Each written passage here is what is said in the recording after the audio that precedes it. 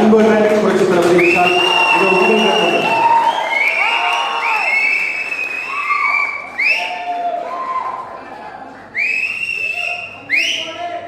இங்கே வந்திருக்கிற அனைத்து என்னோட நண்பர்களுக்கும் நான் வணக்கத்தை தெரிவிச்சுக்கிறேன். நான் உங்களை எதுவுமே ரசிகர்களை நான் கூப்பிட்டதே கிடையாது, கூப்பிடவும் மாட்டேன். அவங்களோட பொறுப்பு, அவங்க பேச்சு வகையில் ரசிகர்னு சொல்லுவாங்க. நான் என்றைக்குமே உங்களை ரசிகர்கள் நான் பார்த்தது கிடையாது. ஏன்னா நீண்ட நாட்களாக ஒரு உறவு இருந்ததுன்னா அதுக்கு பேர் நட்பு தான்.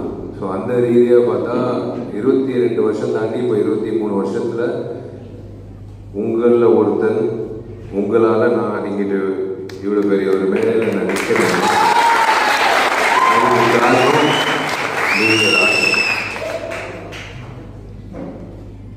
இந்த நட்புன்ற உறவுல தான் நான் உங்கள் எல்லாரையும் நான் பார்த்தது உண்டு, அரவணைச்சது உண்டு, உங்களை கண்காணிச்சது உண்டு. உங்களை எல்லாரையும் ஒவ்வொரு நேரத்துலையும் நம்ம செதறி கிடப்போம். ஒவ்வொரு நேரத்துலையும் ஒவ்வொரு மாவட்டத்துலேயும் ஒரு நாள் நம்ம சந்திக்க முடியாது. படப்பிடிப்பில் அப்பப்போ நான் சந்திப்பேன். தம்பிங்க எல்லாரும் அவங்கவுங்க மாவட்டத்தில் வேலைகள் செய்கிறது என் பார்வைக்கு வரும். எனக்கு என்ன சந்தோஷம்னா, இது ஆக்சுவலாக இது இன்னைக்கு நடக்குது. ரொம்ப சந்தோஷமான விஷயம். ரொம்ப ரொம்ப நான் ஆவலாக காத்துக்கிட்டு இருந்த ஒரு விஷயம். முதல்ல அந்த பசங்களுக்கு நான் நன்றி தெரிவிச்சுக்கிறேன், பாராட்டணும். அவங்க எல்லாரும் அந்த பசங்களுக்கு ஏன் நான் பாராட்டணும்னு சொல்கிறேன்னா, எங்கள் வீட்டிலே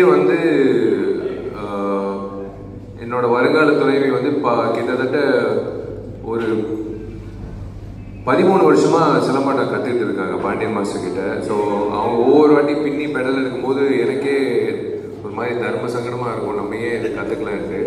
அந்த மாதிரி இன்னைக்கு சாயரி ஏதாச்சும் இன்னைக்கு பார்த்துருந்தாங்கன்னா அவங்களும் சேர்ந்து ஒரு ஆட்டம் போட்டிருப்பாங்க கண்டிப்பாக பசங்களை மாதிரி. சாதாரண ஒரு விஷயம் இல்லை சிலம்பாட்டம் கற்றுக்கிறது. அதுக்கான பயிற்சி நான் பார்த்துருக்கேன். அதுக்கான உடற்பயிற்சியும் மட்டும் இல்லை, மன ரீதியாகவும் சரி, எல்லா வகையிலும் இந்த வயசில் இவங்க கற்றுக்குறாங்கன்னா நீங்கள் யோசிச்சு பாருங்கள்.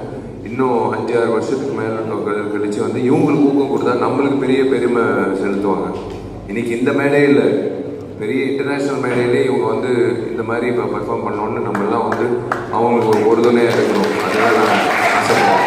ஏதோ வந்தாங்க அவங்க அவங்களோட திறமையை காட்டினாங்க, அப்படி இல்லை. இந்த திறமையை கொண்டு போய் சேர்க்கறது தான் நம்மள மாதிரி ஒரு பாலம் அவங்க கேட்குறாங்க. ரொம்ப சந்தோஷம்.